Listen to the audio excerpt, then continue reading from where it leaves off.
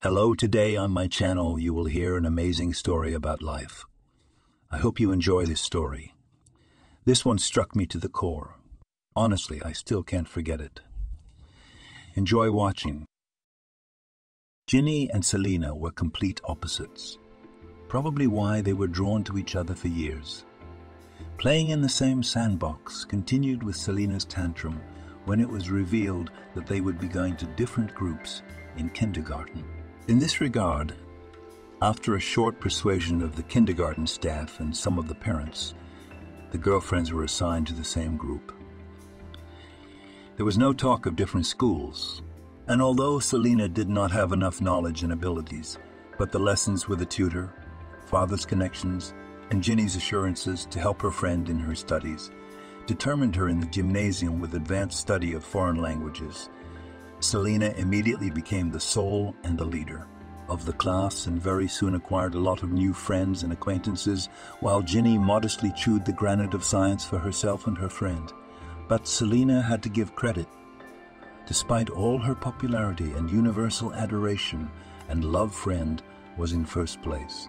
If Ginny couldn't go to another party or camping trip, Selina would also refuse the event. Taking advantage of their such a strong friendship, many people tried to influence the girls through each other. Through Selina, they asked Ginny to help them with their studies, and through Ginny, they asked Ginny to take them to some private members-only party. "You and I, Ginny, we will make mountains together," laughed Selina, hugging her friend. Of course, Selina was the first to date boys, and it was not surprising. Bright appearance, light, cheerful character, and clothes on the latest peak youth fashion attracted the opposite sex as a magnet. Young people were over the moon with happiness when the girl agreed to go with them to the movies, cafes, or just dance at the school festival. They were not even opposed to communicating with Ginny, just to be closer to the object of adoration. And only Selina was the only one who saw the true beauty of her friend, not inferior to her own. "Ginny! Well, let's do your hair, makeup. Dress you not so boring," she persuaded her friend. "I swear you'll outshine everyone, even you." Ginny smiled softly. "Well, I'm not likely," laughed Selina. "But I assure you, you'll be no less spectacular." "Thank you, Selina, but I'm fine with everything about me," she said to her friend. Selina laughed merrily and waved her hand. Such conversations always ended the same way, but she didn't give up hope that her best friend would someday change her boring dress for a more feminine and revealing one. She would let her gorgeous long hair down and emphasize her huge green eyes and sensual lips with makeup. After graduating from high school, Ginny easily entered the university. But Selina, despite all the efforts and help of her friend, failed the entrance exam. But the girl was not discouraged. Knew that her father will not let them separate from her favorite friend, who, in addition, restrained her impulses to binge life. So it turned out parents determined the daughter on the paid department. In the institute, Selina immediately became the soul of any company and a welcome guest at any party. Ginny, on the contrary, more and more immersed in her studies, distancing herself from student life. Now, even to parties, Selina invited her only because she had to invite her, realizing that her friend would not go anyway. However, at Ginny's request, she could refuse any event and be with her friend alone, go to the movies or cafes. Ginny was grateful for this Selina and tried not to abuse her friendship, realizing that her friend was absolutely polar to her. But sometimes Ginny also went out to noisy parties, giving in to her friend's requests. She even bought, with Selina's help, appropriate outfits for such occasion. To her surprise, young people paid attention to her, but after a couple of phrases with them, Ginny got bored and became indifferent to them, which of course repulsed guys. The girl did not understand how you can be interested in life, only clubs, cars, and easy money. Just before her birthday, Selina once again fell in love. "You just can't imagine how cool he is." Rolling her eyes, she told her friend. "Handsome, athletic, smart, caring, gentle, with a sense of humor." Caring. This is something new. Smiled, listening to the enthusiastic flow of her friend, Ginny. Usually you limited yourself to handsome, athletic, and sometimes funny. He's amazing, Selina continued with a gasp, covering her eyes. And in bed. Oh, spare me the details. Ginny covered her friend's mouth with her palm. You just don't understand. Selina urged Ginny fervently, taking her palm away and opening her eyes wide. With a man like that, you don't realize how you end up in his bed. Selina, I really hope that someday I will experience the same sensations as you. But for now, don't make me blush with the details. Selina smiled and hugged her best friend tightly. I'll introduce you to him at the birthday party. Maybe you'll change your mind about men, but I'm warning you, Buck is mine. I'm not going to take your treasure, laughed Ginny. Ginny, meet my Buck. Selina grabbed Ginny's hand from the doorway and dragged her to meet him. Ginny, a little embarrassed by the guests present, among whom she didn't even know half, followed her friend. It's a pleasure, Buck. The young man looked at Ginny, smiling softly. That look made the girl's body feel warm and faint. She wanted to stand there and stare at him forever. At that time, someone pushed her and Ginny woke up. Ginny. Ginny, she whispered, regretting it a moment later. His touch literally gave her an electric shock. Selina has told me so much about you that I couldn't wait to meet you. He looked at the girl, holding his hand with such tenderness that Ginny realized that she should leave the party right now because that look, directed at her friend, hurt so much. All right, greetings exchanged, let's go.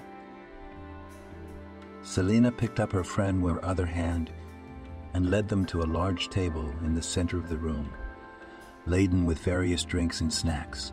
A birthday party couldn't go by without the birthday girl. Their approach was met with loud, enthusiastic shouts.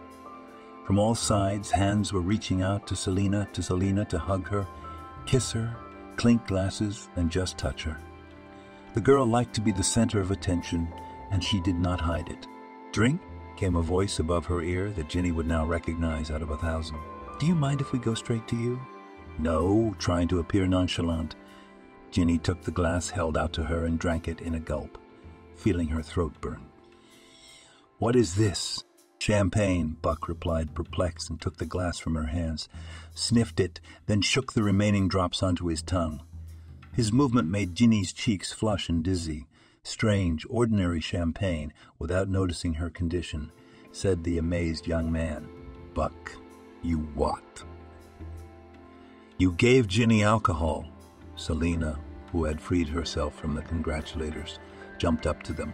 Just champagne. The boy stared questioningly at his girlfriend. I told you Ginny never drank anything stronger than orange juice. Selina frowned, but it was obvious she was doing it for looks. Oh, I'm so sorry. I completely forgot about that. Buck looked guiltily at Ginny. Are you okay? I think so. A confused Ginny mumbled. Snack now. Selina ordered her and shoved a canapé into her hands. Buck. She turned to the young man still standing there with a guilty look on his face.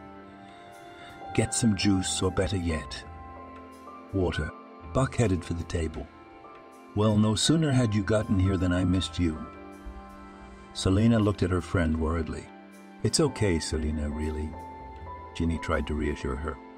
I'm not much of a drinker. It'll wear off. Buck gave Ginny a glass of water and a plate of sandwiches. Thank you. The girl made sure her hand didn't accidentally touch his. Their mutual friends ran up to them and pulled them to dance. I'd rather sit for a while, Ginny asked Selina. Okay, she agreed. If you need anything, tell me right away.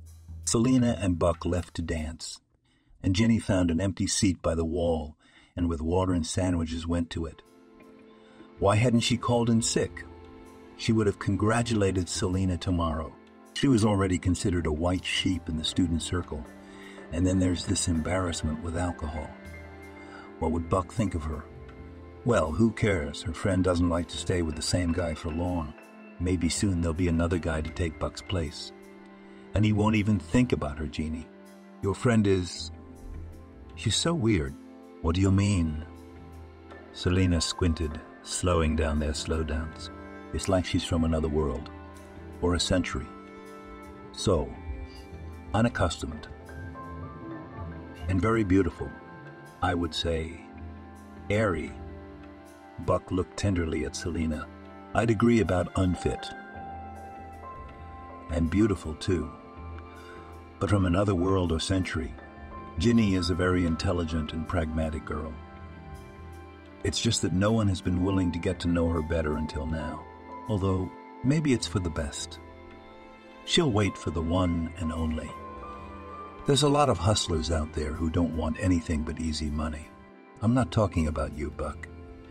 You're different. Thank you. The young man kissed Selena tenderly. The girl clung to him. He really wasn't like that. Buck was the first man she'd ever been attracted to. With his gallantry, care, tenderness, and responsibility. He made her feel like she was behind a wall of stone. Champagne, the loud music, and the shock of meeting Buck, and most likely the latter, had given Ginny a headache. She sat in a chair against the wall for most of the evening, occasionally checked on by Selena and Buck, who brought her water. The party was in full swing when Ginny realized she couldn't stay here any longer. She sought out her friend and informed her of her intention to leave. Are you all right? Selena asked worriedly. I'm fine. Just a headache. Ginny tried to keep her smile genuine. You know how I feel about parties, right? I'm going to go home. Take a pill and go to bed. Thank you for a wonderful evening. Selena and Buck walked her to the cab. Please call me when you get there, Selena asked. I'll be worried. I will. I will. Ginny kissed her friend on the cheek and extended her hand to Buck. It was nice to meet you. Likewise, his smile made Ginny dizzy and her legs shake again. At home she popped a pill, called Selena, letting her know she was fine, changed, showered, and got into bed. It was time to take a good hard look at and evaluate everything that had happened to her today.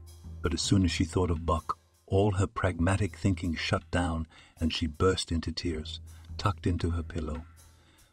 Buck was not a student at the university where her friend studied. He was a graduate of a technical university and was already working at one of the city's enterprises. A promising engineer in good standing with the management was an enviable groom in the circle of his peers. However, when at one of the parties of his colleague appeared Selena, Buck almost immediately fell in love with her. Cheerful, sociable, even one could say reckless beauty immediately attracted the attention of all the male half of the party. Not paying attention to her companion with whom she came, she flirted with everyone, causing admiration of men and hatred of women gathered at the party. Buck watched her from a distance, rightly reasoning that he had no chance to resist the crowd of her many admirers. But, to his amazement, Selena approached him. Can I have a little breathing room with the man who's the only one who doesn't undress me with his eyes? She asked it so simply, without a trace of coquetry, that Buck immediately wanted to do to her exactly what she had just said. They chatted the rest of the party. Selena was skillfully blowing off the other men, trying to get the attention of other men. Her date, who she had come to the party with, was standing nearby drinking glass after glass, glancing angrily at Buck. Your boyfriend doesn't seem to like that you've forgotten about him. Buck nodded toward the suitor. Selena waved her hand as if warding off a fly. I met him at the movies the other day. I thought he was a decent young man, but he immediately started making ambiguous hints. I made it clear I wasn't going out with a boring guy, so he invited me to this party. When Buck and Selena were about to leave, the boring guy tried to correct the situation and claimed Selena. But the girl only squeamishly wrinkled her nose and advised to pump up your brains before hitting on normal girls. Then, while the fan was digesting what she had heard, she grabbed Buck by the arm and dragged him away from the party. The passion that immediately erupted helped them to be in the same bed on the second date This further piqued Buck's interest, and he forgot about everything but this girl. She was beautiful, enchanting, unpredictable. He looked forward to meeting her, and after each meeting, he realized more and more that he had found the one he wanted to spend the rest of his life with. Meeting her best friend, Ginny, convinced Buck of the right choice. They were too different, as if from different universes, times, and compositions. However, Selena loved her friend, and it was visible to the naked eye. She treasured and cared for her. She listened to her opinions and was always willing to drop everything for Ginny, even canceling a date with him. Buck didn't take offense to that. Ginny gave him mixed feelings of admiration, interest, and tenderness. Like a child, he gladly came to her aid if it was required exactly male participation, to carry heavy bags, to help with the choice of a new gadget, to discard the excessive suitor, although with the latter at Ginny, unlike Selena, there were no problems, as well as suitors. There were no problems, as well as suitors. There were almost no. Quiet, modest Ginny gave the impression of easy gain, and her eternal desire to learn attracted lazy students, thinking that for a couple of compliments, girl will finish university for them. But Ginny didn't pay attention to them or just blew them off. The most persistent ones had to deal with Selena. Sometimes Selena would lash out at her friend. "Ginny, you're going to be a blue stocking soon enough. Why don't Buck set you up with a decent guy to diversify your abstruse life? Let's go out. Let's go out. Let's go out and have some fun." But Ginny always said no. Selena wondered, what's wrong with her? She's completely out of her mind with her studies. "So you have a diploma on the nose," smiled Buck, "and she has 2 of them to write." "What are you implying?" Selena was jokingly angry. "Well, you haven't even started." "Yeah, that's right, the girl confessed. "Term papers, essays, diplomas, and all the rest is not my thing. All right, let's leave Jeannie alone. You hear me, Jeannie, alone. You hear me, Jeannie. But only until you get your diploma, and then you're not getting away from me." Ginny smiled and nodded in agreement. During the exams and the defense of diplomas, Buck almost did not see Selena. The girl, under the guidance of her best friend, still seriously took up her studies. He missed her very much, and when it became quite unbearable, he called and asked for a meeting. Selena agreed, and he rushed to his beloved's house to take her into his arms and kiss her for a while. The girl, too, was glad to see him. Her eyes looked at him with such greed that he wanted to shout, "Leave your studies to your mother. I can provide for you for the rest of your life. You won't have to work." But he realized that Selena would never agree to that. For all her easygoing, fun-loving, and reckless nature, she didn't want to be dependent on anyone. She didn't want to be a dependent. Buck had to wait, and now the long-awaited day had come. Today was the girl's graduation defense, followed by a little party. Buck was already in the morning rushing around the apartment. He wasn't going to stay long at the party. He had other plans for this evening and night.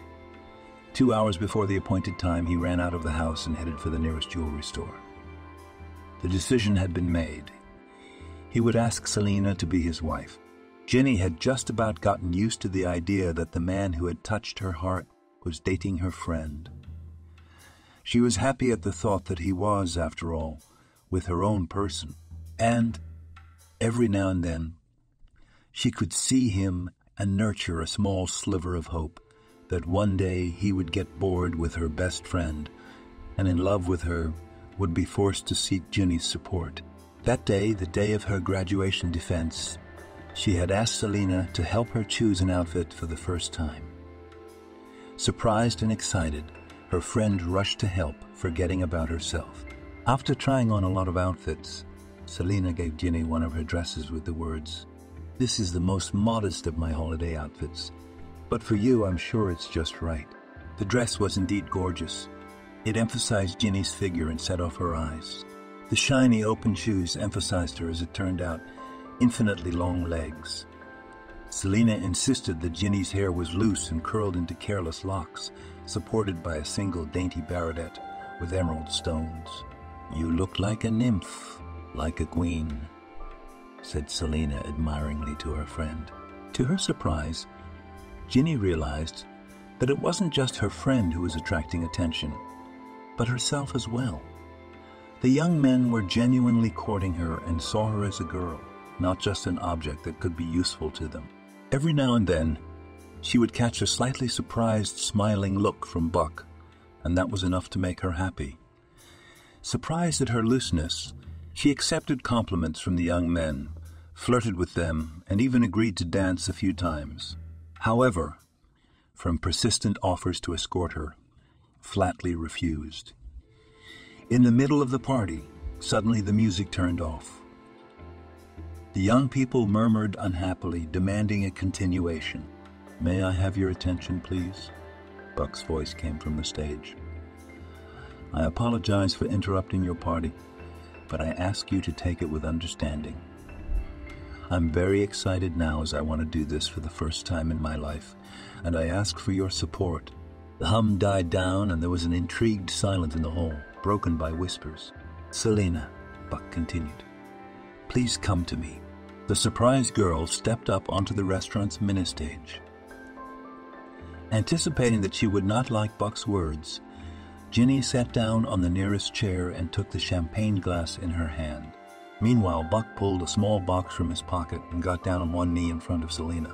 "Selina, you are the most beautiful girl in my life. When I met you, I realized that you were the one I had been waiting for all my life. I've waited and waited and waited and waited and waited, and now I want you to be with me always. Will you marry me?" Someone in the audience gasped in delight. Someone giggled. Ginny drank her glass and took a second one. Selina had tears in her eyes. It was obvious that she couldn't say a word out of emotion. Desperate to utter a word, she nodded and held out her hand with her thumb out. To rapturous shouts and applause, Buck put the ring on her and jumped up to embrace her, followed by a kiss. Ginny drank another glass and reached for a second. She didn't notice two of her classmates approaching the table where she was sitting. "Ginny, are you happy for your friend?" "Of course." The girl tried to put on an enthusiastic smile. "To the future newlyweds." One of the girls shouted into the hall and raised her glass. She was supported by shouts and clinking of glasses. Ginny also joined in the shouting and then emptied her glass in a volley. The music started up again and everyone rushed to dance. Ginny was pulled into the circle where she, who had never danced in her life, danced as well as a disco girl. She hadn't noticed how much time had passed when Selina and Buck came up to her. "Oh, guys." "Hi." Ginny smiled broadly. "Ginny, are you drunk?" Selina took her friend by the shoulder and looked concernedly into her eyes. "I think so." Ginny didn't deny it. "Have you lost your mind? Have you forgotten how bad you felt last time?" "No." "But Selina, everyone's having fun, partying, drinking champagne. I'm just going to walk around with a glass of water. You have to start sometime, but not in such quantities," Selina said sternly. "Selina, you're not my mother." "I agree. I'm your friend, and I don't want you to do anything stupid and get hurt. But since you take my concern in such a way, then by all means, keep it up. I won't say a word to you." "Buck, let's go. The girl's grown up and she doesn't need our care anymore." An angry Selina turned on her heels and walked away from Ginny. Buck threw a concerned look at Ginny and rushed after his fiancée. "What am I doing?" ran through the girl's mind. "What am I trying to prove? Is it Selina, my best friend, who we've been together since we were babies, fault that her boyfriend, her future husband, fell in love with her, not me? Is it Buck's fault that I fell for him at first sight? They've always been so good to me, caring for me, shielding me from trouble, wishing me well. And me, I acted like a pig. And I got drunk. Selina, Selina, wait," shouted Ginny. and ran after her friend. Selina heard her yell, stopped and turned around. Selina, I'm sorry. I don't know what I'm saying. You're right. And I'm an ungrateful pig. What are you talking about, Ginny? Selina walked over to her friend and hugged her. You're wonderful. You've just had a little too much to drink and got overexcited. You've been stressed out all year with all those final exams and diplomas. No wonder your nerves are shot. I was the one having all the fun. You were the one studying for both of us. And it's my fault that I left you today, busy with my personal life. So you relaxed as you did. I'm so sorry. Oh, Selina. Ginny was ready to cry. There were tears glistening in Selina's eyes, too. Okay, girls. I think we should get out of here and go somewhere quieter where we can socialize. Have a drink and teach Ginny how to celebrate properly. How about it? Let's go. The friends nodded happily. Ginny reluctantly threw on her coat, picked up her bag and gift box, and walked out of the house. She had stopped liking this holiday 3 years ago. She wanted to lock herself away, crawl under the covers, and stay there for at least 3 days. But she had to buy presents, pick out an outfit, and go to her best friend and her husband's house to celebrate New Year's Eve. At first, Ginny tried to refuse, citing that New Year's Eve was a family holiday, and she didn't want to disturb her friend's quiet family happiness. But Selina was adamant. What are you? You're not family. You and I have been together since we were in diapers. Better than siblings. Our parents have their own companies and interests. You'll be bored with them. So no interfering. You're a member of our family and you have to celebrate the new year with us. Indeed, Jeannie supported his wife, Buck. Well, you can't celebrate with your co-workers. Maybe they'll bore you, or, on the contrary, will be too intrusive, or you'll get tired. And here you have us. And at any time you can go to rest in the room that we have allocated for you. What about your colleagues? They booked a beautiful restaurant with a festive program. And if I get bored, I can easily call a cab and go home. A cab? On New Year's Eve? Selina laughed. I assure you, it will be unreal. Anyway, we have, and that's it. And for the 3rd year in a row, Ginny endured the agony of attending the New Year's Eve party with her best friend and her husband, with whom Ginny was secretly in love, and, to her annoyance, this feeling did not want to leave her.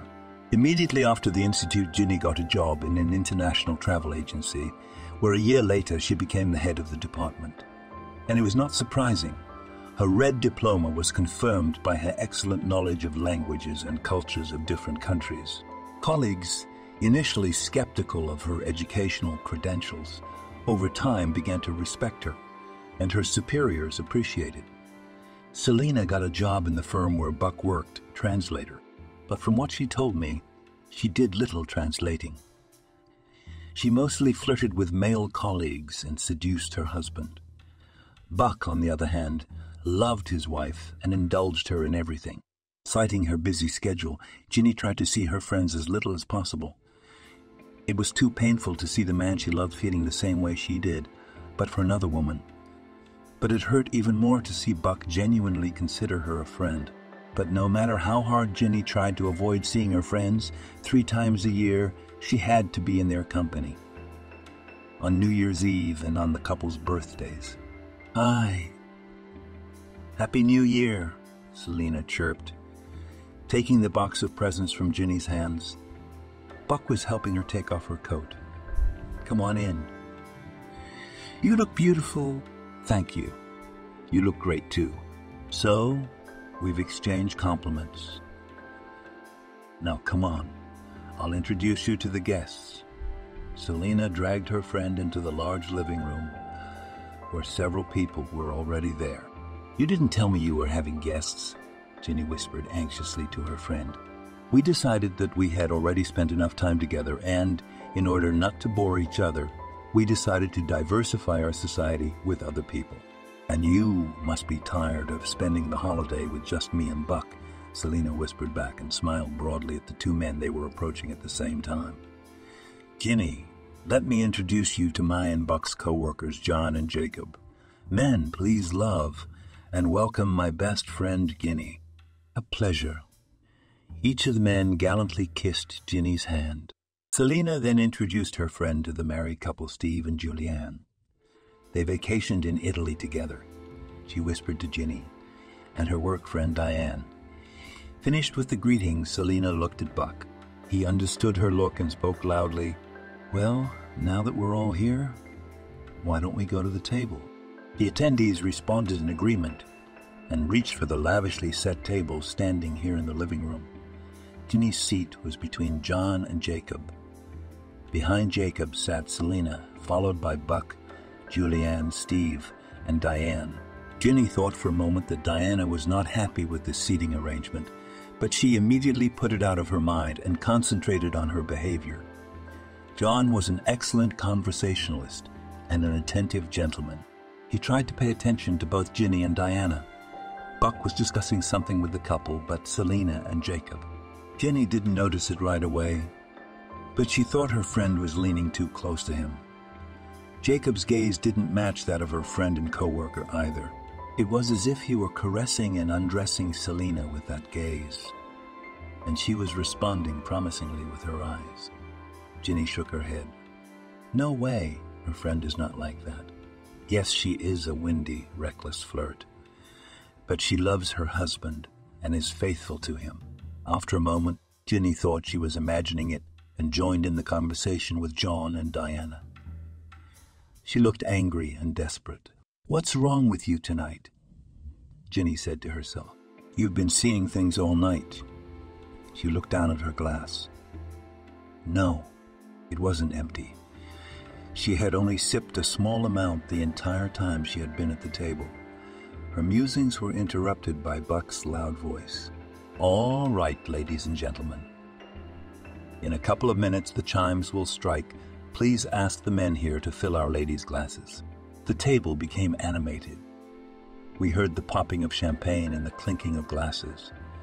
With the last chime, everyone clinked glasses, drained their glasses, and began to congratulate each other. Ginny saw Buck and Selina kissing. The spouses, Steve and Julianne, also hugged. Diane received kisses on the cheeks from all the men present. Then it was Ginny's turn. Happy New Year. She was hugged in turn by John, Jacob, and Steve. Happy New Year. Buck touched her lips lightly with his own and then pulled away, startled by what he'd done. Ginny smiled as if she didn't see anything wrong with it and turned away from Diana to kiss him quickly on the lips as well. Her cheeks were burning, but only she and Buck knew why. After mutual congratulations and some more time-consuming hors d'oeuvres, the guests began to gradually get up from the table to stretch. Buck went to turn on the music, and Diana suggested that Ginny go powder her nose. But instead of taking a bath, she pulled her out onto the large loggia. She opened the window and took out a pack of cigarettes and handed them to Ginny, who shook her head in denial. Shrugging her shoulders, Diana lit a cigarette. How was the holiday? Not used to it, Ginny answered honestly. Why? Usually it's just the three of us. Ginny looked at her companion, who was looking at her with interest. No, don't think so. It's just that Selina and I, though very different, have been friends since we were very young. She and I are practically like twins. Diana shook her head. Well, yes. It's just that I'm busy with work now. Selina's a married woman, and we don't see each other much. Diana was about to say something else, but John came into the loggia. Girls, shall I join you? Yes, of course, Ginny answered for both of them, especially since I was already cold, but I didn't want to leave Diana alone. You're just in time. Ginny left the loggia and returned to the living room. Buck was having a passionate discussion with the couple. Selina and Jacob were nowhere to be seen. Ginny decided that her friend had gone to her bedroom for something, so she went there, where she could hear the sounds of breathing and kissing in the semi-darkness of the room. In the embracing lovers, Ginny recognized her friend and Jacob. Selina, are you out of your mind? Ginny sat across from her friend in the cafe and forgot about the melting ice cream as she was overcome with conflicting feelings. I saw everything. What did you see? Selina asked calmly. You and Jacob. How could you? It had been 2 months since that unfortunate New Year's Eve when Ginny had caught her friend cheating on her. Ginny, don't get me wrong. Buck is a wonderful man. He's a wonderful husband. I really love him and I want to be with him. But in the last year, he's been so boring. We used to go out, have fun. Now he insists on having a normal family. He wants me to give birth to him, to behave like a normal wife. Cooked borscht, create coziness, give birth to children. I don't understand. I'm not ready for that. I'm not ready for children. I'll have a couple of beautiful babies someday, but not now. And he wants them now. But that's why you started a family. I married him so I could be with him, so that I could have him, so that we could always be together. Do you love him? Of course I love him. It's just, now is not the time to be tied down by domesticity. Selina looked at her friend pleadingly. Are you judging me? I think you should just talk to Buck about it, not go behind his back. You think I didn't? That's not what he thinks. He says it's time you stopped living for yourself and started thinking about the future. I don't want to. I'd be bored with that kind of life. But cheating. You have no idea how obsessed Buck is with this normal family life. He's always talking about it, flipping me women's magazines with smiling housewives and kids. And Jacob, Selina smiled dreamily. He makes my life interesting. Selina, I still don't get it. That's just the way I am. Selina shook her head and looked at her friend pleadingly. You know I can't sit still. I need drive, movement, noisy company, and thrills. For the first time in her life, Ginny felt disgusted. If she had understood her friend before and even envied her carelessness and detachment a little, now she no longer understood her. She suddenly realized with horror what different people they were, how they had different priorities and different ideas about life. She also felt very bad for Buck. According to Selina, he was every girl's dream, but she didn't appreciate it. Ginny said goodbye to her friend, who still didn't understand why she was in a bad mood. Shrugging her shoulders, she looked around the cafe. At the bar was a solid man looking at her with interest. Selina smiled lightly at him and immediately received a raised glass in greeting from the man. An affair was brewing. Ginny, hi. It's Buck. Did you recognize him? Of course she did. She could recognize his voice out of a million. Ginny pulled herself together and tried to speak casually. Hi, Buck. Of course I recognized you, especially since I have your number on my cell phone. Can we get together and talk? The girl's heart sank. What did he want to talk to her about? Did he find out about Selina's cheating? And if he did, he thinks she, Ginny, knows about it too. He'll forgive Selina. He loves her. But with Ginny, he'll probably break off all relations. He won't tolerate betrayal. What could she do, though? Not drag her friend away from another suitor. What if he thought they were flirting? That Ginny lured Selina into cheating on her husband? Sorry, Buck. I have a lot of work to do. Ginny couldn't look him in the eye. Oh, Jeannie, please. This is very important to me. I'll meet you anytime and anywhere you want. It didn't look like Buck wanted to fight with her. We'd have to take a chance and find out what was wrong with him, that he needed her help. All right, come to my office. There's a nice cafe downstairs, so wait for me there and I'll be right down. Thanks, Ginny. 10 minutes later, the phone rang again. I'm here. That means he was in the neighborhood. Ginny was nervous again. But there was nothing to do. She put on her jacket and walked out of the office. I ordered you a coffee. If there's anything else you want, just say the word. Buck looked disheveled. No, thanks. What's the matter? Ginny, I don't know how to say this, but Selina, Buck took Ginny's hands in his, making the girl dizzy and struggling to understand everything he was saying to her. But there was no strength to remove her hands.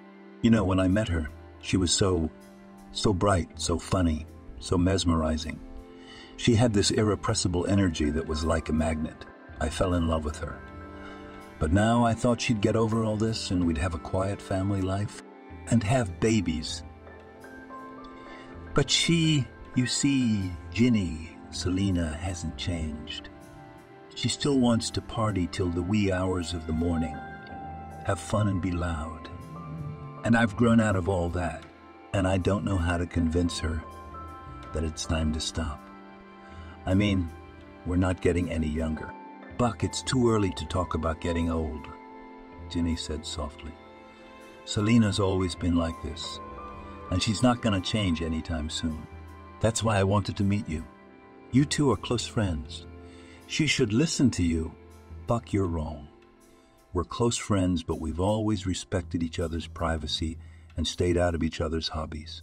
I'm not asking you to change her mind. Just talk to her. See what her plans are for the future. Maybe you can change her mind about married life somehow. Just a little bit. All right, Buck. I'll try to talk to her and try to help your marriage. But I can't promise any results. Ginny stood up. She couldn't stand the touch of his hands any longer. Her mind was no longer listening to her. Buck jumped up behind her and grabbed her hands again. Thank you, Ginny. He gave her a quick peck on the cheek. The girl carefully released her hands. Bye, Buck. After meeting Buck, Ginny wasn't herself. Her work was falling out of her hands, and her mind was racing with conflicting thoughts. How could she convince Selena that her cheating would ruin her life, or maybe screw her? Selena couldn't be fixed, and for Ginny, this was a chance to get closer to Buck. And when he finds out about his wife's cheating, he'll have her Ginny by his side, and maybe her support will make him look at her differently. Not as a friend, but as a woman. Calm, loving, domestic, ready for married life. What are you talking about? Ginny pulled herself back. You're judging Selena? And you're ready to steal her husband? Well, not steal, but take advantage of the situation. What kind of friend are you? Having decided to meet Selena today, Ginny reached for the phone to call her friend, but the ringing of the landline interrupted her. Ginny, come in. The supervisor was as brief and, as usual, rude. No wonder. Before organizing his travel agency, Michael went through all the hardships of military service, visited several hotspots, and, having served as a lieutenant colonel, retired. He could not enjoy doing nothing for long, and decided to open his own travel agency, which, thanks to his leadership and connections, quickly grew and became one of the most popular in the country. All the employees of the travel agency, following the example of the head, tried to be punctual and concise. Okay, Ginny, I think you know that our business in Indonesia is not as good as we would like it to be. Ginny nodded quickly. It's a sought-after destination, and we've been sending tourists there for a long time, but there are still some problems. I think it's because of the remote control, Michael, Ginny suggested. You see, the chief raised his index finger. That's why I've decided we should open an office there. A branch office. Well, that's a good idea. You're putting me in charge of that? Yes. Yes. Good. I'll send a team of specialists. I'll have them find staff, office space, set up communications. No. I'm afraid we can't make a difference with local staff. They need a manager from us, permanently, not temporarily. Well, I think some of the staff will agree to move to Bali, for example. Ginny, I meant you. The chief looked at the girl affectionately. Me? But why? You are a very good specialist. You have an excellent knowledge of languages. And as a manager, you have proven yourself. And on top of that, you don't have a family. After all, sending a whole family to live in another country is problematic. But you're perfect. But, Michael, Ginny didn't feel good about having things decided for her. So what if she's not married? She has parents, after all. Friends, acquaintances. Why should she give up everything for the company? Ginny, wait, don't jump to conclusions. Michael raised his hand soothingly. I'll give you a month to think about it. Think about it, weigh everything, and agree. In turn, I promise you a significant increase in salary, a small chalet on the ocean at the expense of the company, and your own car. The management of the branch will be entirely at your discretion. The only thing I will expect from you is to eliminate problems and increase profits. Michael smiled paternally. I need to think and consult with my family. I'm not completely alone after all. Of course, Jenny. You got a whole month, and I'm not promising anything. I'm not even sure I'll do it. A month, Jeannie. What a day. Ginny sat in her office, staring blankly out the window. First Buck with an ambiguous request for me. Then Michael. Why? Should I drop everything and run away to Indonesia? Let them work it out without me. I'll just keep myself busy so I don't have to think. But the thought that she might never see Buck again tore her heart into many pieces and made her want to howl. Okay, I'm going to put Indonesia on hold for a couple days and get on with my current problems, Ginny decided. I have to talk to Selena, if only to convince myself that I can't do anything to help Buck. We'll talk to her about my possible departure. With that conclusion in mind, Ginny picked up the phone and dialed her parents' number.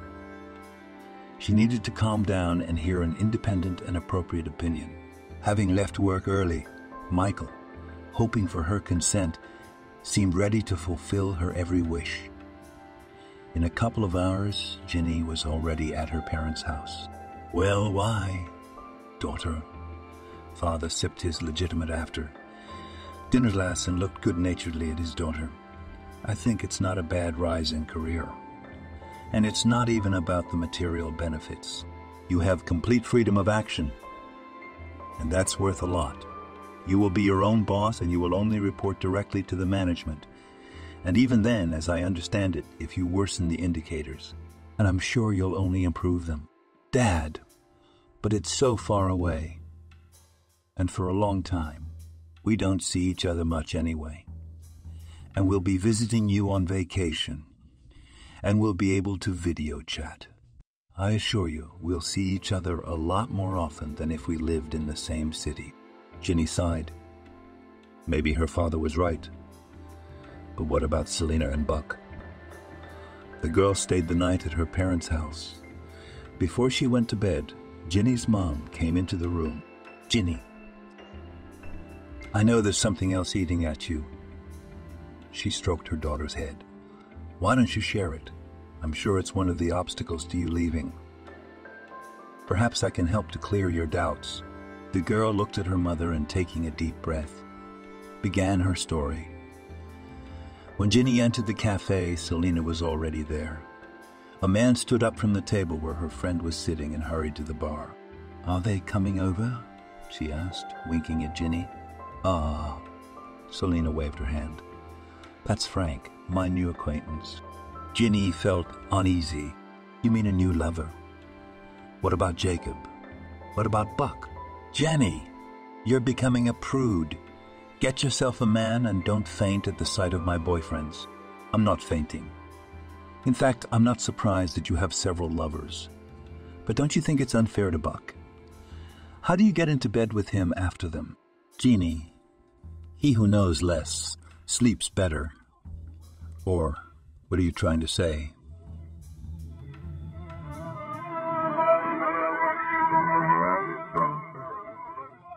You want to tell Buck? Well, go ahead. You think he'll believe you? Even if he did, he'd still forgive me.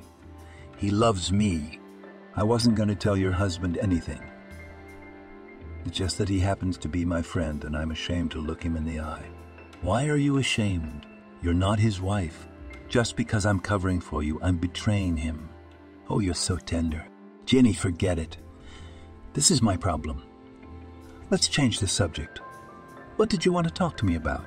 Ginny remained silent, realizing that it was useless to talk to Selena about her family. Is that what you wanted to talk about? Selena guessed. No, but what I wanted to talk about is no longer relevant. Good. Come on. I'll introduce you to Frank." And without waiting for her friend's answer, Selina waved her hands, urging the man behind the counter to come to their table. "Frank," she cooed, "this is my best friend, Ginny." "Jeannie, this is Frank. Nice to meet you." Frank leaned gallantly into Jeannie's hand. Likewise, the girl muttered and hurriedly pulled her hand away. "Frank, not paying attention to the behavior of her friend," continued Selina, "you do not have a friend like you. Because my friend is stuck at work, does not go anywhere, and became boring as hell. We'll find one," the man said, unashamedly eyeing Ginny with an appraising look. "Good. Then why don't you and your friend take us out tonight?" Selina sang out, smiling at Frank. "That's a great idea. Ginny, a favor. Tell Buck that you and I decided to have a girls' night out and went to the movies." "I'm sorry, Selina, but I have other plans for tonight," Ginny said angrily. Her friend had decided that she could decide for her who to go with and where to go with and where to go. And she's making her lie and defend her. "No way. Hey, what are you doing?" Selina looked at her friend in surprise. "What's gotten into you?" Then she got up from her chair and shook her head to the side. "Come on, let's go have a private chat." Ginny followed her. "What are you doing, friend? Are you trying to meddle in my private life again?" Selina's voice was threatening. "I think you're trying to invade my privacy," Ginny retorted.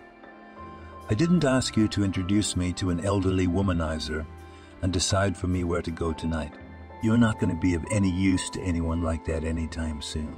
Ginny suddenly didn't care at all. She suddenly realized that she and Selina had been different people for a long time, and that they were not meant to be together. "I'm going, Selina," Ginny said tiredly and headed for the exit. "Get out of here. She's playing the innocent sheep. I'll live without you somehow." "Hi." After such a messy fight with Selina, Ginny wasn't surprised, but Buck showing up at her apartment was a surprise. "Hi, come on in." Ginny let the man into the hallway. "Something wrong?" "A lot of things." Buck threw off his shoes and jacket and went into the kitchen. Ginny put the kettle on and looked at the men questioningly. "I just found out today that you and Selina had a fight." "Was it because I asked you to?" "No. In the last 2 weeks, Ginny had already come to terms with the fact that she no longer had any friends. You know, she quit her job because she was bored in the office. She took a job at a nightclub as a receptionist. Now she disappears there all night. I'm glad she found a job she likes," Jeannie said quietly. "Why is Buck here?" "We hardly ever see each other. She's been asking me to come, but I haven't really liked all those noisy parties lately. Still, it's hard to stay home alone. So I thought I'd come see you. Do you mind?" "No, I'm disturbing you. I'll leave." "No, you're not disturbing me," Ginny said quietly. They walked through the park. Ginny was still hesitant to tell Buck about the job offer. She was afraid of his reaction and wanted his opinion. Today, Michael reminded her that she had a week to think about it, and exactly 1 week had passed since the night Buck had shown up on her doorstep. That night they had talked a lot, and the man had left well past midnight. She hadn't dared to tell him why she and Selina had quarreled, though Buck had urged her to do so. The next day, Buck called her and asked her to have dinner with him. "I'm not such a lover of company and entertainment," he laughed sadly into the phone, "but I don't want to spend the evening alone." Ginny agreed. They had a wonderful time, having dinner in a quiet, cozy restaurant, and then walked through the park. Buck talked about his work, about funny things that had happened to him and his co-workers. Ginny listened and smiled. She was happy just to be near him, that she could hear his voice and sometimes touch his hand. They began to meet every day. They went to the movies, to cafes, walked in the park, and even visited the theater once. From time to time, Buck took her hand, and those were the happiest moments. She realized she was doing the wrong thing, that Buck was a married man and the husband of her, albeit former friend, but she couldn't help herself. Yesterday, he walked her to her apartment and took her hands in his. They stood there in silence for a few seconds, looking into each other's eyes. Then Buck suddenly put his arms around her quickly and pressed his lips to hers. From surprise, Ginny first responded to his kiss, then pushed him away and ran into the apartment, locked herself in and leaned back against the door. She could feel him still standing outside the door and tried not to breathe. It seemed like an eternity before footsteps were heard outside the door. Today Buck called her as if nothing had happened and asked her to meet him. At first she wanted to refuse, but then she changed her mind. What would it do? Doubt and reticence. No. Better to dot all the E's and T's. They walked in silence down the alley.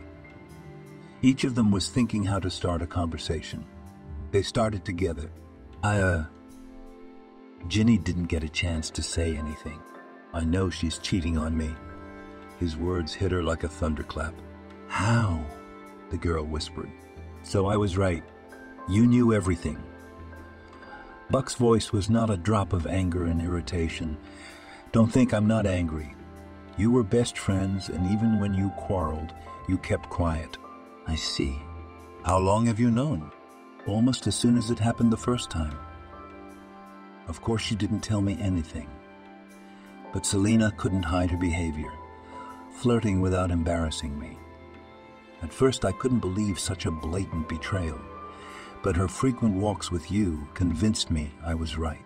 Were you following us? No. I just know you so well. You can't go to that many parties. She wasn't hiding from anyone, and people, unlike cheating spouses, see and hear everything. When Selena dumped Jacob, he came straight to me and insinuated that she was unfaithful. Buck, I think your spouse is cheating on you, he said. Did she leave you? I asked him. You should have seen the look in his eyes. By then, I was already aware of Selena's affairs. But why did you... Why? Ginny stopped and turned to the man. Asked you to talk to her? About the family? Yes. Yes. I'm sorry. Even though I knew you well, I didn't know you well enough. I thought you were either going to defend her and convince me that it was my fault she didn't want to settle down, or you were going to turn her in like a best friend to impress me and open my eye. You've got an opinion about best friends, Ginny exclaimed. Sorry. Other people's advice and opinions misled me. But Ginny was so offended by his words, she turned away and walked forward down the alley. Ginny, wait. Buck caught up with her and took her by the arm, forcing her to stop. I'm so sorry. I was a fool to think of you that way. It's just a while ago I realized I didn't want a wife like Selena. I've been watching you and wishing I'd seen you in time. Although that night when you defended your diplomas, there was a doubt in me when I saw you, but the decision was already made at that point, and I decided not to go with my fleeting premonitions. Then we didn't see each other much, and I started to think I'd done the right thing until I found out about the affair. Buck, wait. Let me finish. When I came to you and asked you to talk to Selena about our marriage, I had another goal in mind, to find out how you felt about me. And if you'd given Selena away, I would have filed for divorce and courted you without a doubt. And what did you find out? Ginny asked with an irritated grin. That you were completely indifferent to me. And you've decided to stay with Selena. No, we're getting a divorce at the moment. What do you mean? News came out of the blue. I can't live with a woman who betrayed me. Especially a woman I've fallen out of love with. What about Selena? Ginny was literally burning with curiosity. First, she didn't believe me when I told her I filed for divorce. Then she accused you of ratting her out. Then she said she wouldn't give me a divorce. Now she seems to have calmed down. Why didn't you say anything to me? To be honest, I wanted to tell you. But after the divorce. But I couldn't bear it. I wanted to see you so badly. You make me feel like I'm doing the right thing. Buck took a step toward Jeannie. What's that supposed to mean? She recoiled. Let me just see you. I'll wait as long as you'll let me. and I'll accept whatever you decide." Not believing what she was hearing, Ginny stood staring at Buck with rounded eyes. She berated herself for her gullibility and pliability, but she couldn't help it. For too long she had been around him and not been able to even touch him. Too long had she watched someone else's happiness. It was all too much. The day Buck told her he was getting a divorce and how he felt about her.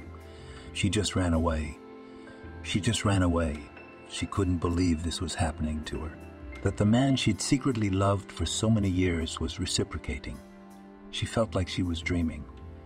So when she got to the house, she locked herself in and tried to wake up. Half an hour later, the doorbell rang. Ginny sat there without moving. The bell rang again. On stiff legs, the girl went to the door and looked through the peephole.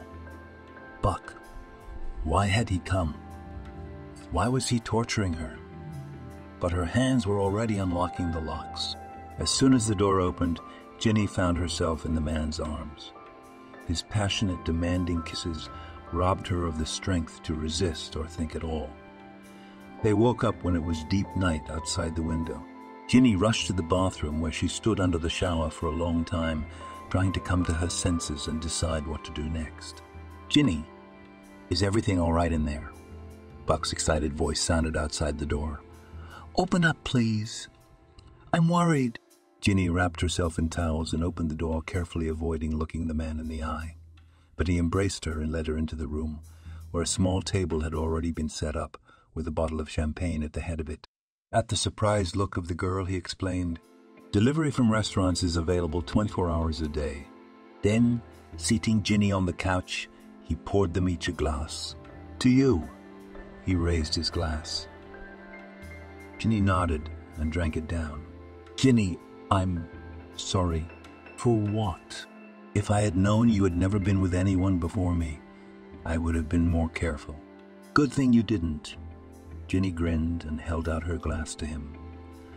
Their gazes met, his happy and excitedly surprised, and hers sad and thoughtful. "Ginny, I feel like something's wrong." "What's wrong, anyway?" "Did I hurt you? Did I hurt you?" "No, you didn't hurt me. I hurt myself." "But how?" "I let my feelings get in the way. I couldn't control myself, and I let it all happen. You're still a married man. I understand you and Selena are going through a rough patch, and you need an outlet. I don't blame you. I'm the stupid fool who couldn't stop you. And myself." "What are you talking about?" "I'm divorcing Selena because she betrayed me, and because I don't love her. I want to be with you. I'm the fool, because I realized too late that I need you. I'll be free in a week and we'll get married." "Do you regret it?" "I've got it all wrong. You're with me out of pity." "No, Buck.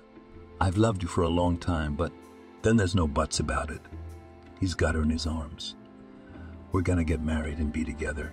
I love you, and I'm not gonna let some cockroach in your pretty little head get in the way of that." The last week of the month she had been given to think about it was coming to an end. Ginny was preparing a speech for Michael. She had to convince him to send someone else to Indonesia so that it would not affect her career. She was sure that she would be able to come to an agreement with the chief, that she would be more useful with him. The sudden happiness in Buck's love gave her strength. Of course, the thought of leaving with her lover crept into her mind, but she wasn't sure he'd agree. Here he had a job he loved, a good position, and what was waiting for him in Indonesia. I doubt his engineering skills would be of much use there, and he couldn't, she was sure of it, be unemployed for long. And after a while, he'd blame her for leaving him without his favorite job. No, she'd rather be fired. She could always get a part-time job translating. At least she could get a job at Buck's firm. He said their translators were worth their weight in gold. Or maybe she could quit the travel agency and move closer to her lover. Then they'd practically never be apart. This thought inspired Ginny, and she was no longer dreading the upcoming conversation with the chief. On day X, Ginny stood under the shower and sang. Buck was making breakfast in the kitchen. The feeling of boundless happiness suddenly made her want to be a little late for work. Without turning off the shower to surprise Buck, she threw on a towel and tiptoed out of the bathroom and into the kitchen. A man was talking angrily on the phone with someone. Ginny stopped so as not to distract him. Let him finish his conversation, and then she would help him improve his mood. "So what that you're pregnant?" Ginny turned cold. "We're getting a divorce, and I don't care about your situation." Ginny quietly turned around and ran to the bathroom. Closing the doors behind her, she leaned against them and cried silently. Not only was she infatuated with a married man, but he was about to be a father. And from what she had heard, not a very good one. He doesn't care about his child, and the mother of his child. No, Ginny believed Buck loved her. A man can't be like that if he doesn't love, but that love leaves two people unhappy. One of whom is an innocent baby. No way. She's not gonna let that baby grow up without a father. It's their own fault for letting their feelings get out too quickly. It was time to hide them deep inside again and never show them again. Calmly, Ginny walked out of the bathroom. Buck was thoughtful, but he put her breakfast down and poured her coffee. "Ginny, I have to go somewhere after work. Can you get home alone?" "Yes, of course." Ginny tried to look nonchalant. "Did something happen?" "Just a little misunderstanding." "Wow. Turns out the baby's a little misunderstanding." Ginny suddenly felt uncomfortable.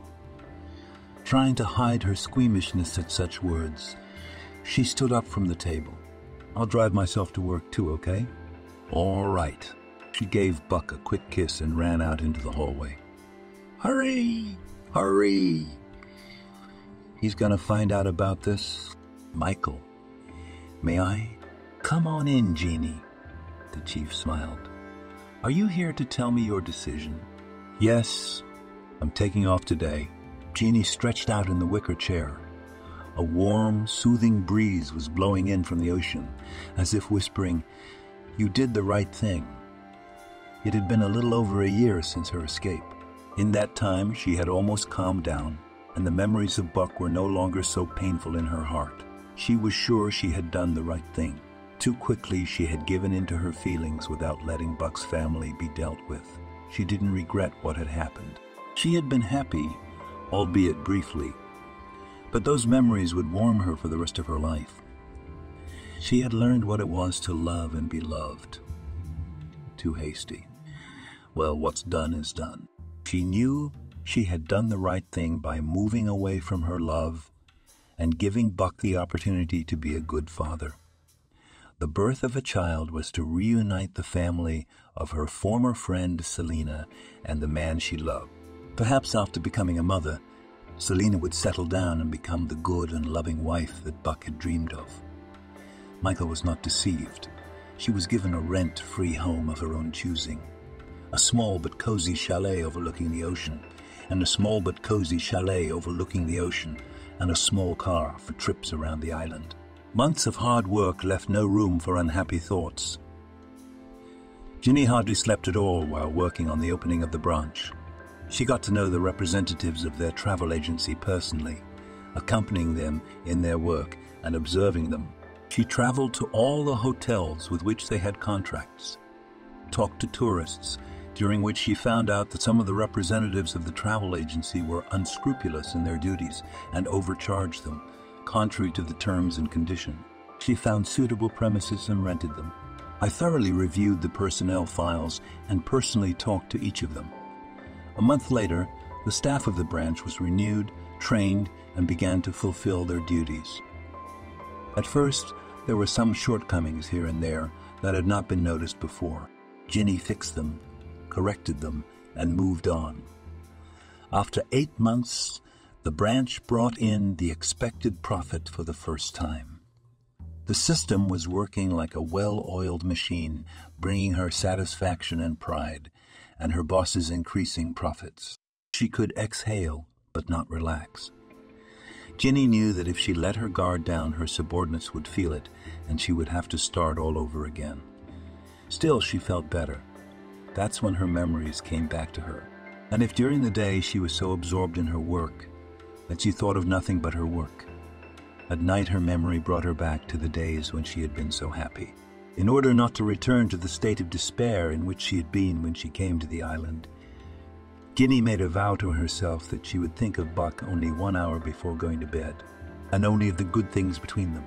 "Mistress Ginny, there's someone here to see you." Kahaya, the au pair, entered the living room. Kahaya was an Indian woman, born into a poor, if not impoverished, family. She and her husband had moved to Indonesia in search of a better life. But even here, things didn't work out. The couple could barely make ends meet with casual labor. Kahaya went to offices offering her services as a cleaner and laundress. Her husband Surya was working on the plantations for a pittance from morning till night. The day Kahaya entered Ginny's newly opened office was the happiest day of her life. The young foreigner not only gave her a job in the office, but after watching the woman carefully and gladly fulfill all her wishes, she offered her a permanent job in her home. After learning that the assistant's husband was working his ass off on the plantations, Ginny invited him to her house and offered him a job as a driver on a tourist bus. The previous driver had been leaking fuel, so Ginny fired him. Surya gladly accepted. They settled near the shawl of their new mistress and began each morning by praying for her health. Ginny was pleased with her new employees. The only thing they could not fulfill was calling her by her first and middle names. After much study and agony, they settled on Mrs. Ginny. Soon all the subordinates began to call Ginny by that name. After a little thought, she gave in. Guntur must have decided to work on his day off, thought Ginny, and got up from her chair to greet her deputy. She liked Guntur at once for his efficiency, diligence, education, and business acumen. He helped her understand the mentality of the natives, translated words from the dialect she did not understand, pointed out flaws she did not notice, and was devoted to her with all his heart. And it was not surprising. A boy from a poor family, no matter how miraculously he managed to get an education, would never occupy such a position with his richer countrymen. By all means, Guntur tried to convince his boss that she had not entrusted him with such a position for nothing. She could wake him up at any time of the day or night, and he was happy to go to the other side of the island to fulfill her errands. If one of the workers did not come to work, he was one of the workers did not come to work. He was ready to replace him while finding out the reason for the absence. Guntur dealt with insolent workers in such a way that they became quieter than water, lower than grass. Under his watchful eye, the accounting of the branch was so transparent that even Ginny, who was not very close to it, could understand all the calculations and amounts. Ginny smiled broadly and looked at the person who had entered. "You, Mrs. Ginny, should I call the police? I'll call my husband right now." "Don't do that, Kahaya," Ginny squeezed out. "This is me."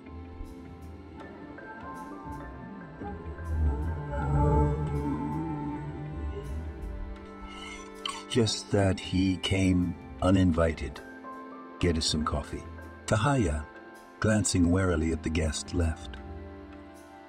Ginny stared silently at the man standing across from her, unable to utter another word. It was as if these months had never happened. It was as if that hopeless pain had never gone away. She went back to the day she'd heard him on the phone.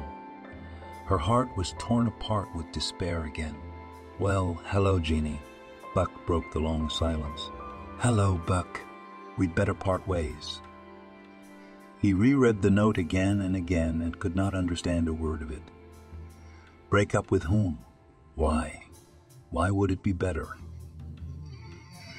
The meeting with Selina had driven him white, hot. He rushed to Ginny's room to hug her and calm down. He couldn't wait to forget this conversation like a bad dream and be glad that he was finally rid of the traitor. Selina was waiting for him at her club. It had been 2 months since they'd seen each other, but she'd changed a lot. If before she was a beautiful coquette, now she had turned into a vulgarly dressed woman with provocatively bright makeup and a lustful look. "Aye, Buck," she sang out, and tried to kiss him, but Buck pulled away. Selina wasn't embarrassed, and she patted the seat next to her and asked, "Would you like a drink?" "No, thanks." What did you want? Did I want? No, honey, you wanted it. Buck stared at her in silence, and Selena continued. You wanted a real family. You're gonna get one now. Not with you. With who? I'm still your wife. We'll be divorced next week. I don't think so. A judge won't deprive a pregnant woman of her husband. Selena smiled charmingly and flapped her heavily painted eyelashes. I didn't get you pregnant, and I can safely prove it by sending you for tests. Come on, Buck. Who cares who got me pregnant? The important thing is that we have a complete, real family. After all, the father is not the one who gave birth, but the one who raised it. I'm sure you'll be a wonderful father. Buck was starting to boil. Selena, apparently, was firmly convinced that he would gladly accept her child and raise it. You've got some nerve. Selena, I'm divorcing you. I don't want your child. Let him be raised by his father. Go to him. His father is a married man and he doesn't need children on the side. But he does need mistresses. Come on, Buck. That's it, Selena. That's enough. I'm not going to live with a cunt and raise her bastard children. If you don't give me a divorce, I'll have to demand a divorce. I'll have to demand a DNA test, and then all your friends and family will know what a bitch you are. Although, I wouldn't be surprised if they already know. You don't hide your affairs. No one was home. Turning on the light in the hallway, Buck noticed a note on the dresser. We'd better break up. Without undressing, he went into the room, sat down on the couch and stared at the piece of paper. Why? What had happened? Had Ginny suddenly realized she didn't love him? Had it all been temporary and she'd cooled off so quickly? He dialed her number over and over and over again, but the caller was unavailable. Buck jumped up and stormed out of the apartment. An hour later, he was ringing the doorbell at Ginny's parents' house. I wondered myself why everything was in such a hurry. Ginny's mom was hustling around Buck, pouring him tea, slicing cake. She called from work and said she was leaving in a couple hours, that she'd explain everything later. Didn't you know she'd been offered a job in Indonesia? No. She didn't tell me anything. Do you know where exactly she's going? How could I? Even her superiors don't know. She said she was given the right to choose any location and she'll decide where to stay. Don't worry, I'll let you know as soon as I find out. But why didn't she tell me?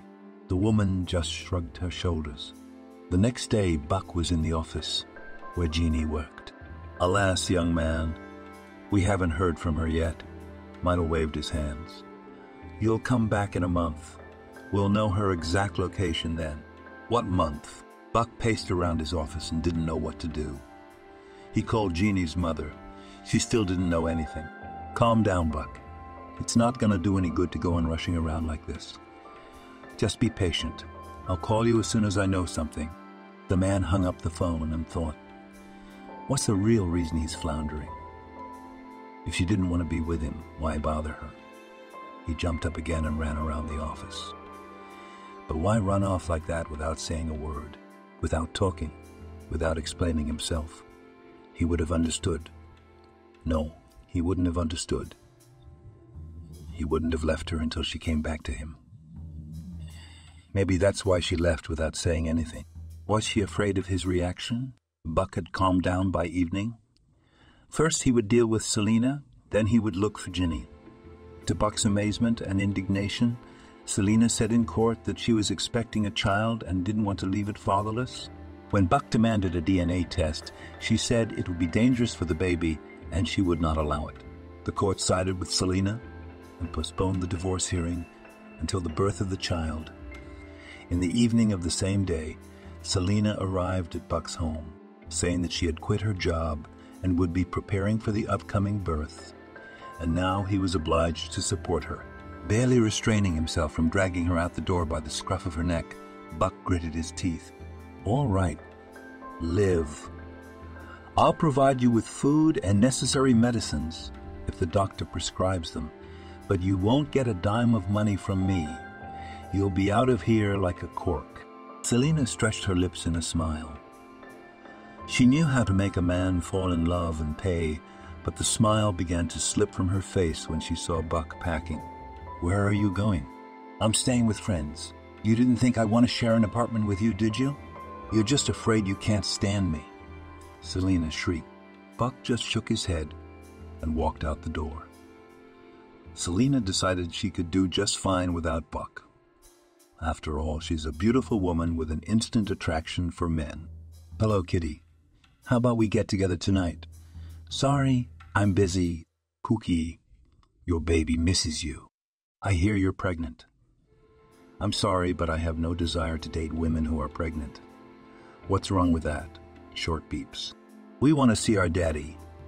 "Selina, I told you I don't want this baby. I have a wife to procreate with. In fact, don't call me again." "Baby? Who are you? Are you crazy?" "I'm Selina.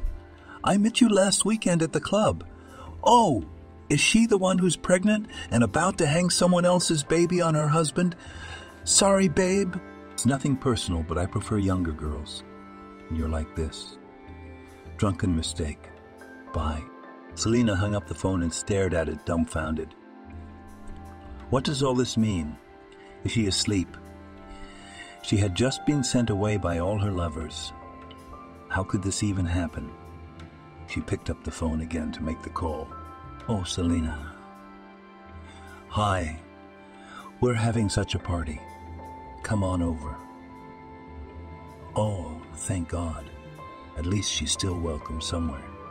Selina hurriedly started packing. Yeah, who knew a fun, agile girl could grow up to be such a badass? Betty carefully refilled Buck's tea. "Have you heard from Jeannie?" Buck didn't care about his wife. He was sitting at Vasilisi's parents' house. After he left home, Buck first headed for the hotel, not wanting to embarrass his friends with his presence. At the door of the inn, he suddenly met Betty, Ginny's mom. "What are you doing here, Buck?" The woman was surprised. "What are you doing here?" Buck answered rudely with a question. "I was visiting a friend and decided to take a walk," ignoring the man's tone of voice to Betty. "I'm moving." "To a hotel?" The woman looked at the young man in surprise. Blurred eyes, gaunt, tired look. "Come on, let's go and have some coffee." She took him under her arm and dragged him to the nearest cafe. Buck didn't resist. Ordering a cup of coffee, Betty ordered, "Tell me, whether it was the tension of the last few days or the despair of being separated from Ginny."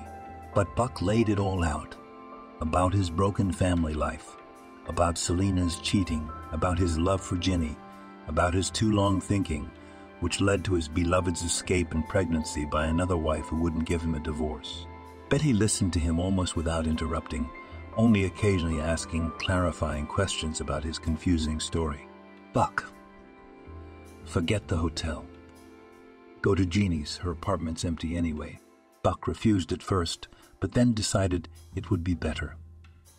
From that day on, he went to visit Jeannie's parents, hoping that the girl would someday reveal her whereabouts. "She called the other day, but I couldn't find out where she was. And she wouldn't mention you." Buck sighed heavily. If it hadn't been for this situation with Selina's pregnancy, he wouldn't have hesitated to go looking for Jeannie. He would have traveled all over Indonesia to find her. That wouldn't be necessary. It's just a matter of finding out the location of the branch and the address of the manager. "I think she somehow found out about Selina's pregnancy and decided to give your family a chance," Betty suggested. "What chance? I didn't get Selina pregnant. She and I didn't sleep together for months before I started dating Ginny. I'd sooner believe Jeannie was pregnant." "Oh, don't worry about it. It'll work out, I assure you. Jeannie loves you and will understand. But you have to deal with your own problems first. You don't start a new relationship before you finish the old one. Once you've cleared the eaves with Selina, then go to Jeannie for a new life." "I'm afraid Selina will do anything to keep me as her husband." "Well, you better figure out a way to make sure that doesn't happen." Who's the big fat one? Selina struggled to get her eyes open and looked at the man who had spoken. A huge, chubby man of indeterminate age with a huge red nose on a puffy face was looming over her. He smelled so foul that the woman immediately felt nauseous. Pushing the man away, Selina rushed in search of the bathroom. She found it with difficulty and stood over the sink for a long time. When the seizure passed, she looked in the mirror. Disheveled hair, smudged mascara, no clothes. She was what? With this. Selina leaned against the sink again, wrapping herself in a towel. The woman stepped out of the bathroom and looked around. Quite a decent apartment, just not cleaned. Here, drink up. The man handed her a glass with some liquid in it. It'll make you feel better. Selina grimaced and looked for water. How did she end up here? As if answering her silent question, the man said good-naturedly, We met you at the club, me and Richard. We had a joke. Moms, to be also want to relax. Then we went to my place here. We had another drink and your friend went off with Richard. And you stayed with me. You know, I love pregnant women. Can you take me home? Selina's voice was giving me a headache. Come on. What are you doing there? You said yourself that your husband doesn't care about you.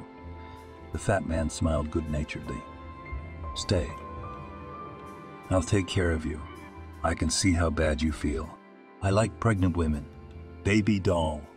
I understand.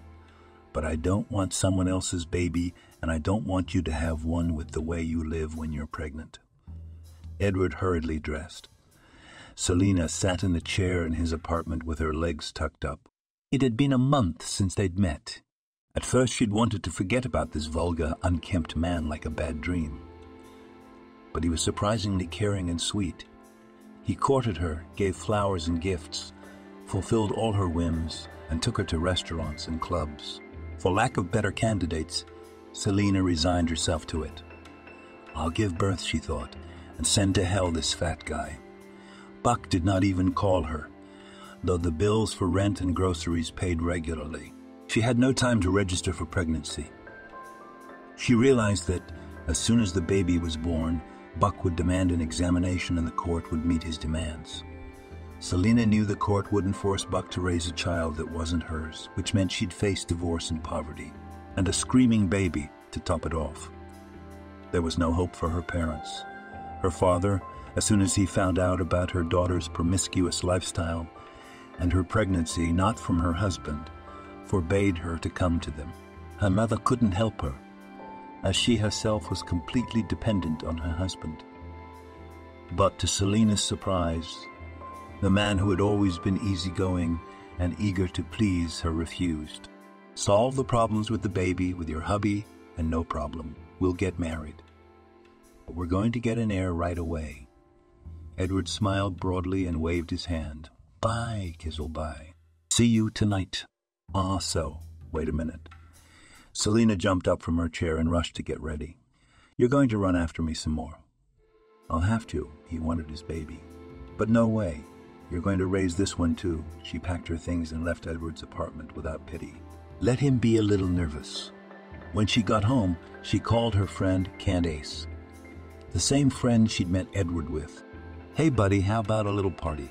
Selina, you're probably having trouble getting around. What's a getaway? What? I'll give you a head start? Well, I don't mind. But watch out for anything. It's nothing. Anyway, in our place, you're pretty. You're pretty. Selina was looking at a young, handsome boy. Pretty. Selina laughed drunkenly. I'm pretty. Yeah? Especially the belly. The boy laughed too. Do you want to continue the party in a more private place? It's so stuffy and crowded in here.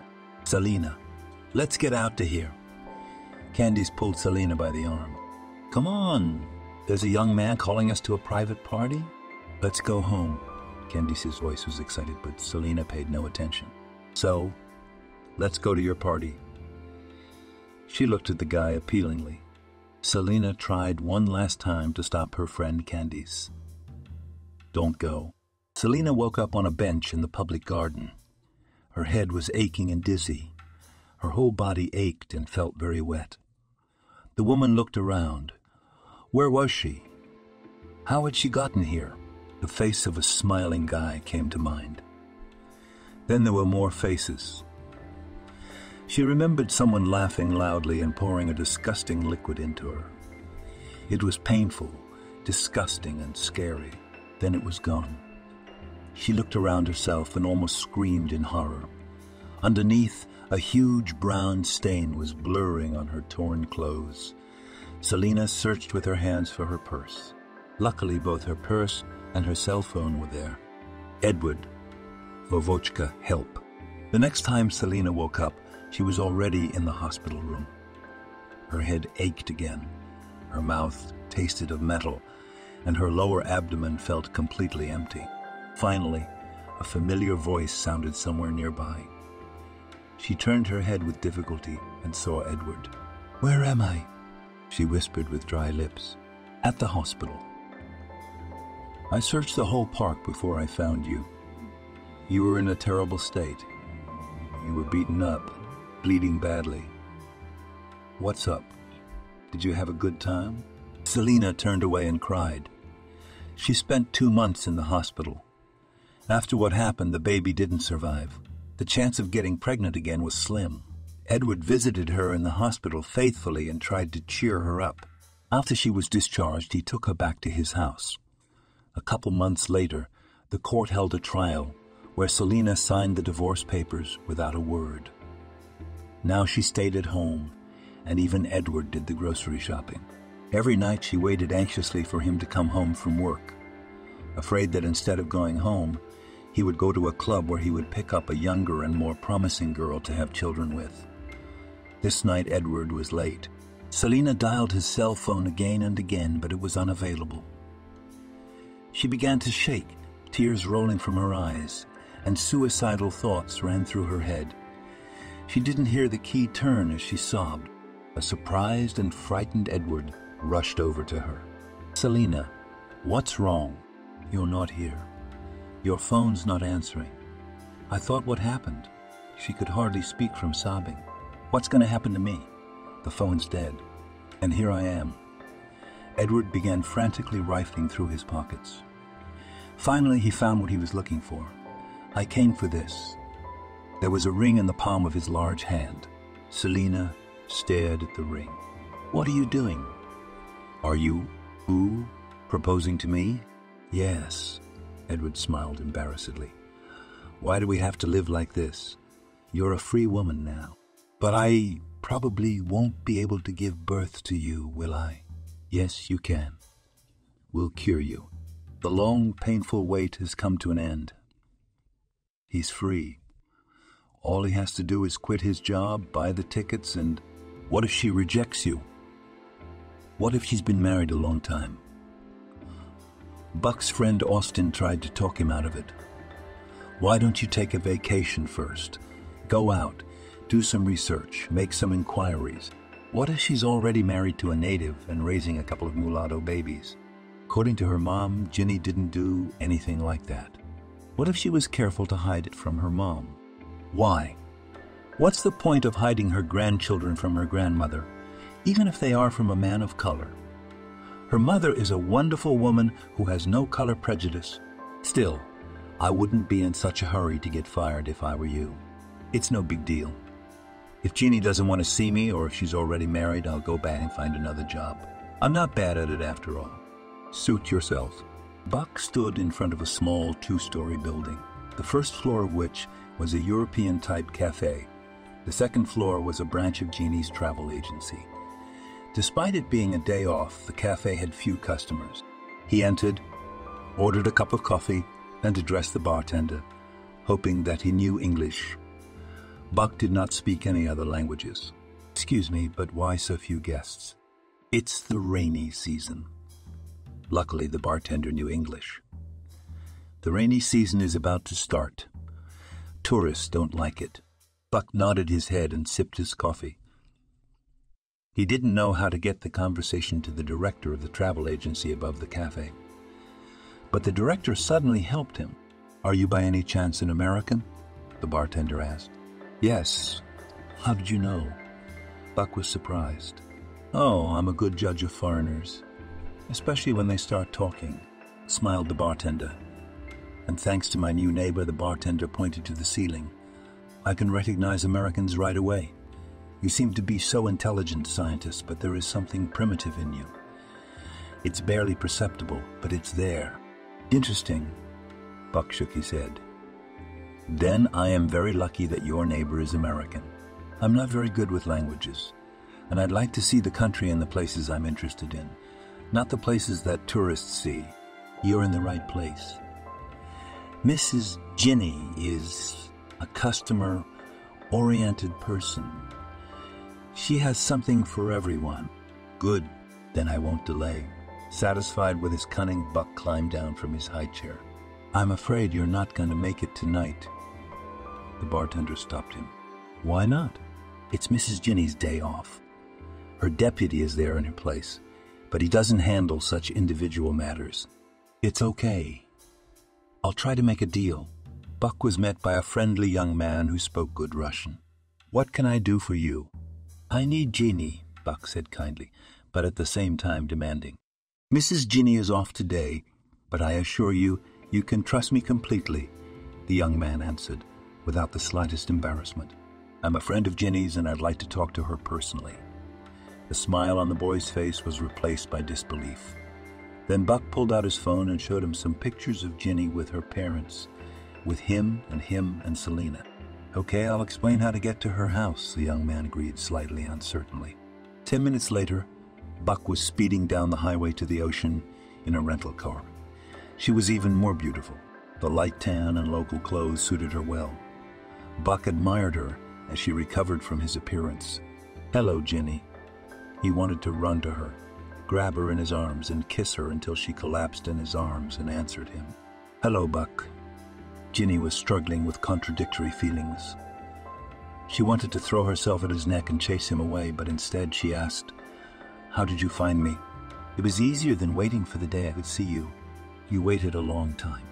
I'm sorry. I'll tell you everything and explain everything. If you let me. They talked into the evening. Jeannie started crying now and then laughing, then crying and laughing again. Buck hugged her, comforted her, kissed her and laughed.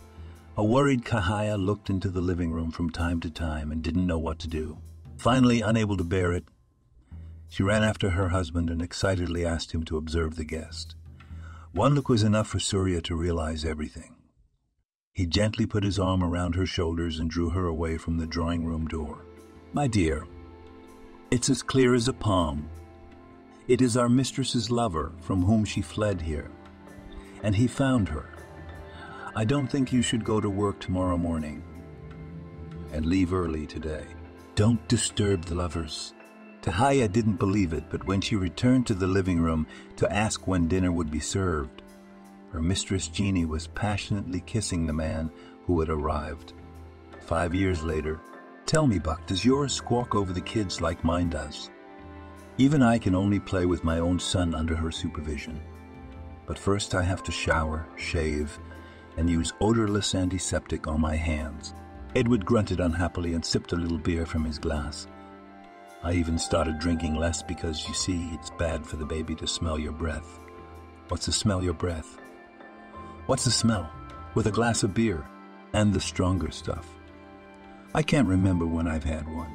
Selena's understandable. Your son's been too hard on her. That's why she's worried about him. Buck looked for Jeannie. Her spouse was snoozing peacefully in the chaise lounge, leaving the care of the twins to the grandparents. Selena and Kahaya were passionately discussing sunscreen for the children, keeping a wary eye on Selena's son and Kahaya's daughter. Mistress Ginny. Guram came out onto the mini beach, belonging to Ginny and Buck, with a wide smile as always. Let's go to the table. The meat is ready. Everyone scurried about. Selena, shushing Edward, picked up her son and rushed towards the chala. Surya took his daughter by the hand and hugged his wife, heading towards the house. The twins followed, holding on to the long hem of their grandmother's skirt. Ginny and Buck were at the back of the small group. The man hugged his wife and tried to walk as slowly as possible. "Buck, do you want everyone waiting for us?" Ginny stopped, just a little. He pulled her against him and kissed her with a long kiss. Then, pulling away, he said, "How good it is that life has put everything in its proper place. How good it is that we are together. I love you." "I love you too." Thank you for watching this video to the end. Subscribe to the channel.